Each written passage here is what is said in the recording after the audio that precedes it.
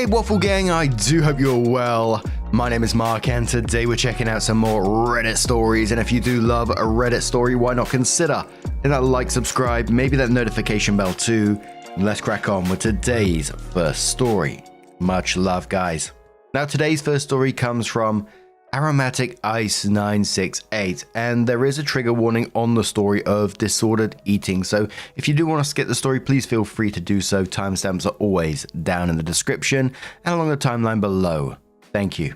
Now we're getting started. It's titled, Am I the Arsehole Here for not serving as much food as I know my dinner guests will want to eat? First, I want to be clear that I do not believe in body shaming or food policing.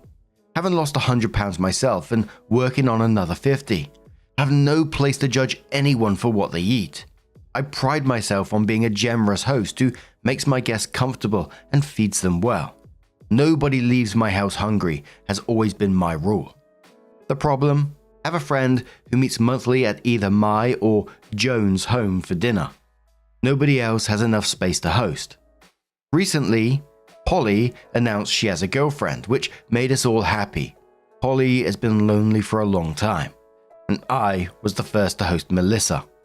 Melissa is 500 to 600 pounds. I've never met anyone that big, but I hid my surprise and was warm and welcoming. No problem, I have sturdy furniture. For dinner, I served bowls of salad, then soup, and Melissa insisted on keeping her empty bowls at the table. I didn't think much of it. I'm not Emily Post. If you're as clueless as me, Emily Post was someone who was a lady who was famous for writing about etiquette. Opie continues. Then I brought out the main course.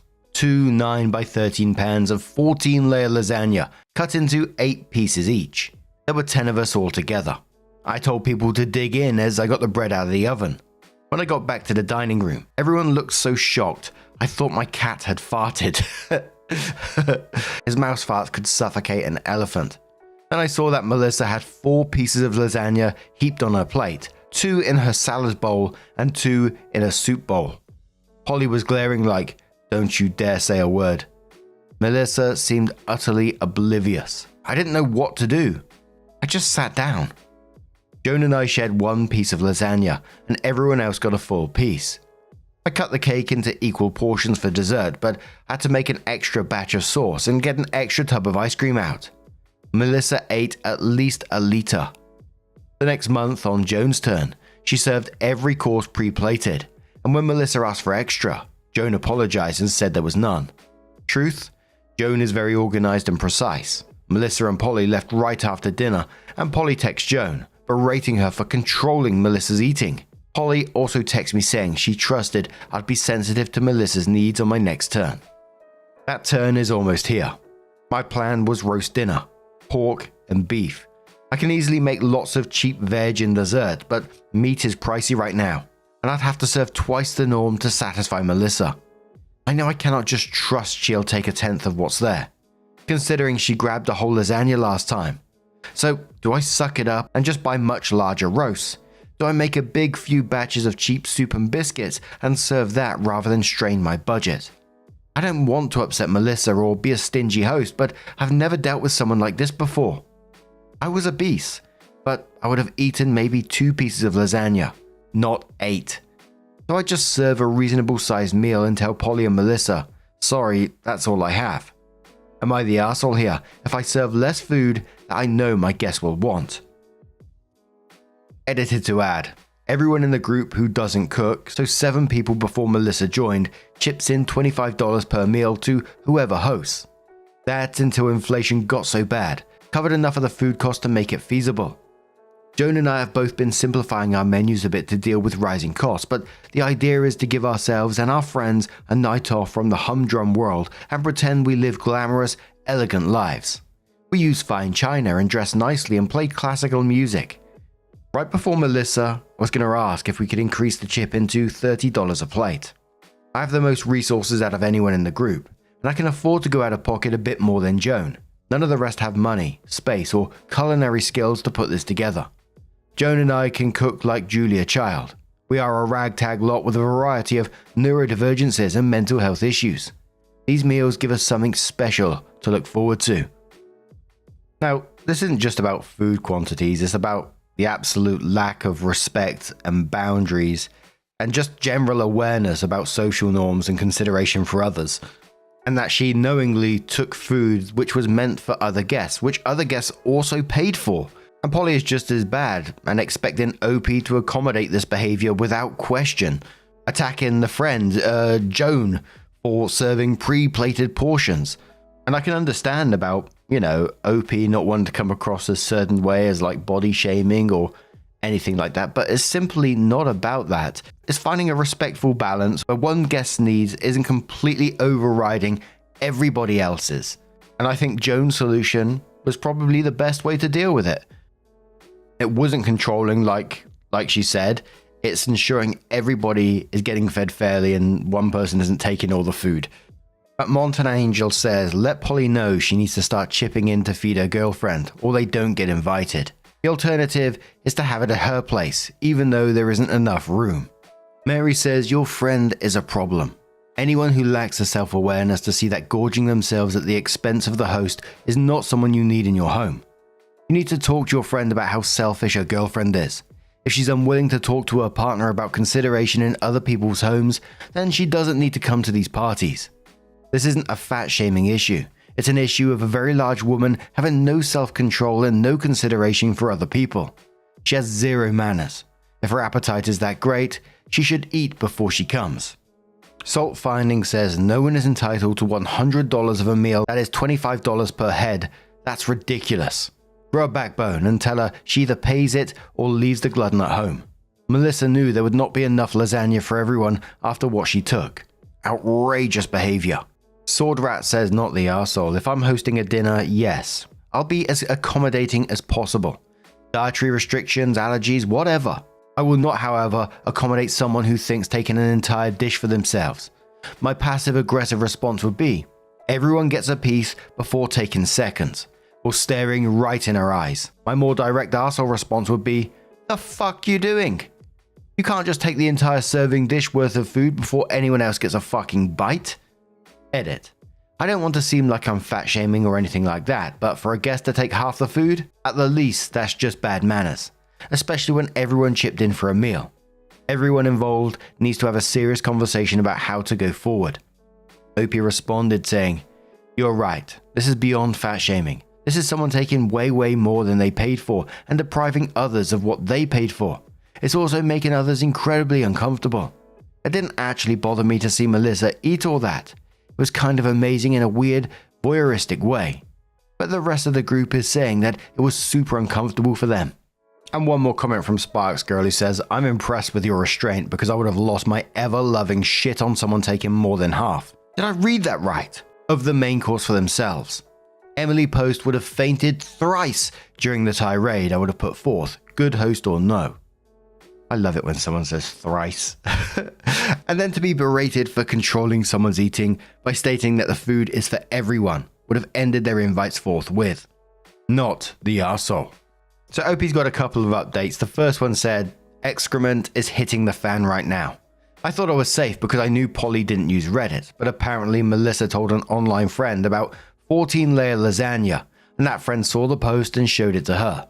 Stupid me, wanting to show off my culinary prowess. Apparently I'm not the only one this has happened to. I was silly to think, oh, it couldn't happen to me. So Melissa and Polly are at my house now, enraged, and my dad, the semi-retired crisis counselor, is talking to them whilst I wait downstairs in my suite and cry. Yes, I'm hiding behind my parents, but they are calmer and more objective, and I'm too anxious to have rational conversations with Polly and Melissa. Update. It sounds like they've split them off. Dad is in one room talking to Melissa, Mum is in another talking to Polly. I cannot get close enough to eavesdrop, and my damn cat won't tell me what he's hearing. Might as well take this time to answer some common questions. 1. The chip-in has been $25 per person who doesn't cook. Joan and I never pay, regardless of who hosts. So we've been working off a budget of $175 because the group is 9 people and 7 pay. Last night and this morning we decided to increase the chip-in to $35. As of this moment, Melissa is only invited if she sticks to appropriate portions because no matter how much she pays, the rest of the group does not want to watch her eat like that. Is that mean? I don't know, but given the yelling from upstairs, I don't know if she or Polly will ever return. 2. For those who think I cannot have a sturdy enough furniture, my dad is a very large man.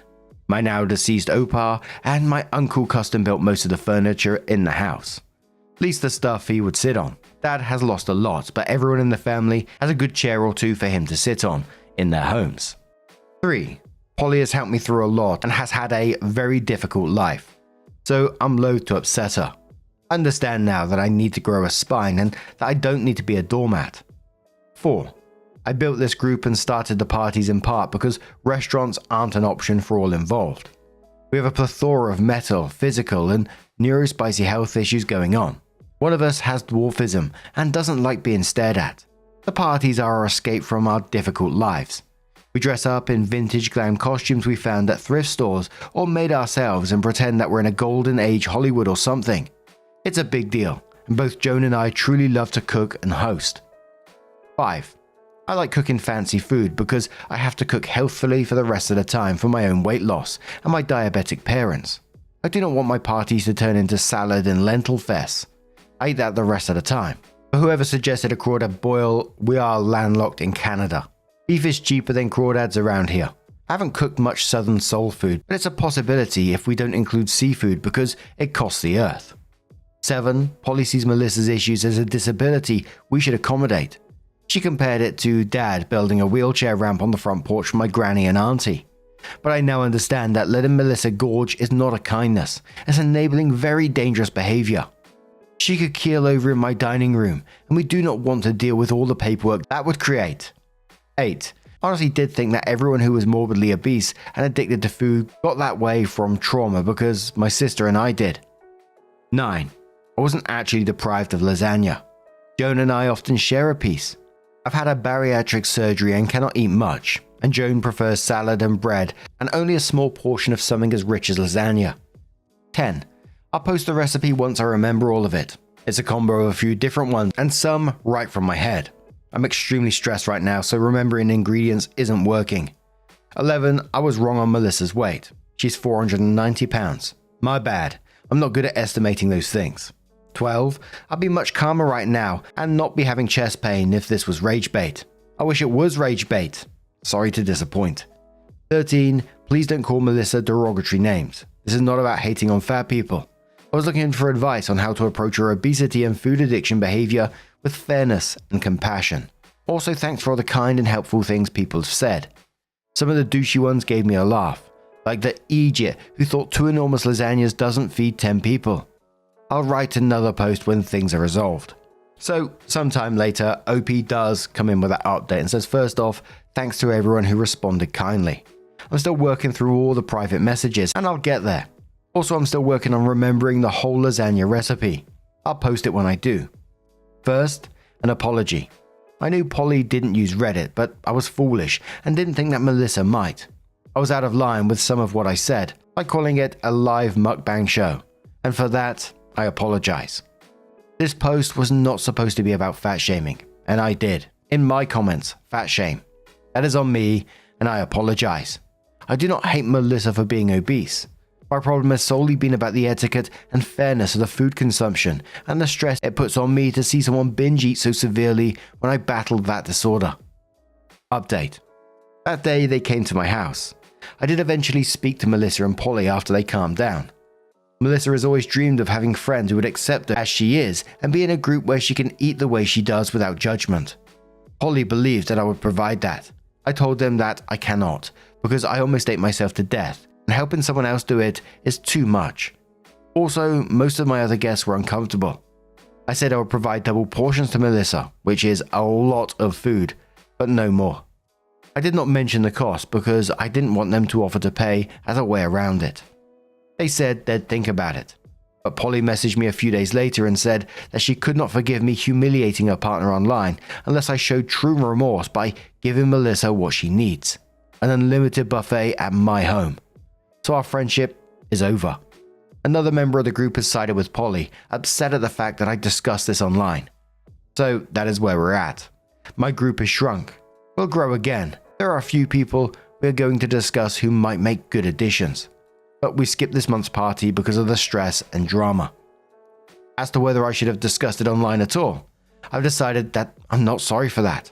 I changed enough details that someone outside the circle would not recognize it. Some genders, names, ages, medical conditions, who has what career, which relatives I live with, who has what career, have been altered to preserve anonymity. I needed advice and thought anonymously online would be better than asking a bunch of people I knew, because I did not want to tell people who knew Melissa what happened. And OP left a lot of comments below that as well. I'm just going to try and pick out a couple of the main ones. OP was replying to someone and said, I said some pretty foul things in my comments on my first post. Live mukbang show. I do understand why Polly wanted to end the friendship. That was very wrong of me, especially because I did not want to present this as hateful towards fat people. I wanted to present it with compassion and help people understand how horrific food addiction is, so that I have more empathy for those plagued with it. Polly's demand wasn't so much about creating the unlimited buffet as it was prioritizing Melissa's wishes to eat all she wanted, in spite of the discomfort of other guests, and allowing my own food addiction issues to be triggered.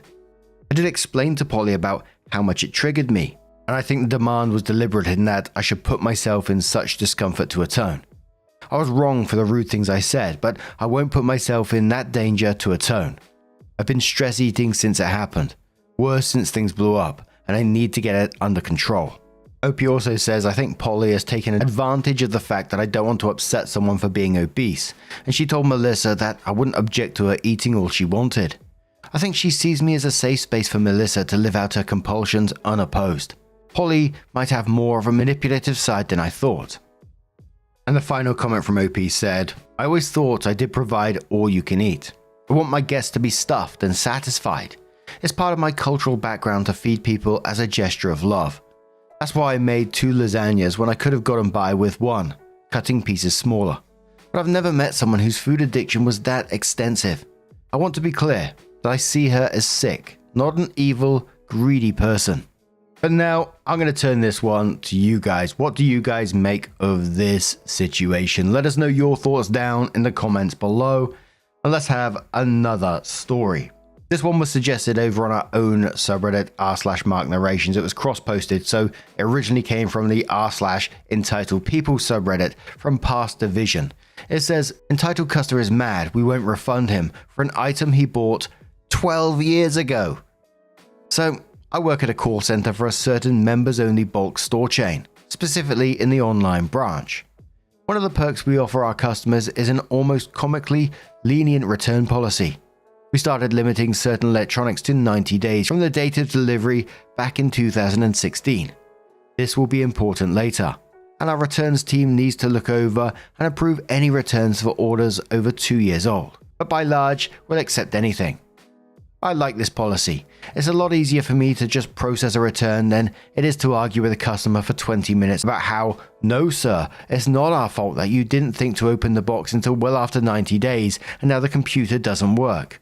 I can get you over to warranty, but beyond that, my hands are tied. Customers like this policy because it means they basically can return stuff whenever they want within reason. Returns usually approve the 2+ year request unless it's something egregiously dumb. The key word there is within reason. It's early into my shift. I don't think I'd even had my first break at this point. Phones are dead at this time of day, as is typical once the holiday rush order and the post-holiday return rush subsides. So I'm sitting there trying to figure out what the fuck 71 down on my crossword puzzle is when a call comes through. I snap to attention, give my spiel, and ask what the guy needs. Nobody came to pick up the stove I'm returning. They delivered the new one and took the gas range, but I still have an electric one to return. Well, I'm sorry to hear that, sir. I'd be happy to see what's going on. I check the logistics scheduler. Only return this guy has is for the one that he got picked up. I asked if he has the order number for the item being returned. He does not. I pull up his order history and ask him when he ordered the item. For context, the order history we see on our end only goes back to about 2017. He says, I think, August of 2013? So, it's going to be one of those calls, huh? I'm looking forward to having to fart around in the DOS system to find this guy's order number. But at this point, I'm figuring he just had an old phone number on the order, and that's why his pickup isn't in our scheduler with the rest of his orders. after about 20 minutes of checking every single membership number on file in our DOS system. The guy claimed he never changed his membership number at any point. He was wrong, and multiple assertions of the last people just pulled it right up. Bullshit. Not only do you not have the order number, but it's tied to your wife's membership number for over 20 years ago and can't even be pulled up with your info at all. Believe me, I fucking tried. I find the order. The return is cancelled because our returns team didn't think refunding a 12-year-old stove because it stopped working, after 12 years of no issues with it judging by our records, is in the spirit of our return policy, since it's highly unlikely the issue is caused by a manufacturing defect at this point. I could go on about planned obsolescence and how things used to be built to last, but unfortunately 12 years is honestly a pretty hefty shelf life for a home appliance these days, and it's definitely well out of a warranty we have. I explain this to the customer as gingerly as I can, and he demands to know why we didn't tell him this years ago. I'm grandfathered into your 90-day policy, aren't I? When did that change? Why didn't you tell me years ago that you weren't going to accept my return anymore? I need to escalate this right now. I try to explain to him that these sort of situations are handled on a case-by-case basis, and it's less that there's a hard limit now, and more that a 12-year-old appliance starting to have issues can't really be considered a manufacturer defect that we're obligated to refund you for. He's not having it and asks for a supervisor. You got it, sir. And I kick him over to my supervisor, who is like, a stove not working after 12 years isn't really something we can blame on the manufacturer. It's not like we sold him a lemon. And move on. But not before he gives me this gem. If I had known you wouldn't have accepted my return now, I would have returned this years ago. So basically, just admitted he wanted us to pay him to haul away his junk, rather than actually thinking his stove reaching the end of its lifespan was a manufacturer defect. Dear God, I'm so glad this job pays well. I absolutely love stories like that. There were so many people below that one sharing their own stories of working in customer service. I bow my head to you because you're absolutely amazing people dealing with some of the shit that you have to deal with. Hoo-wee. You know, the story's not massively dramatic. It's just a phone call about a returned item. But you think, that's just one conversation during the day. Think about the millions and billions of conversations all over the world and what drama is going on there right now. I do find that mind-blowing. But what do you guys make of this situation? Let us know your thoughts down in the comments below. Do you work in retail? Had your own experience? Don't forget to share it over on r/MarkNarrations. As always, would love to hear it. And just a huge thank you once again for being here. Much love to you, and I'll see you in the next one.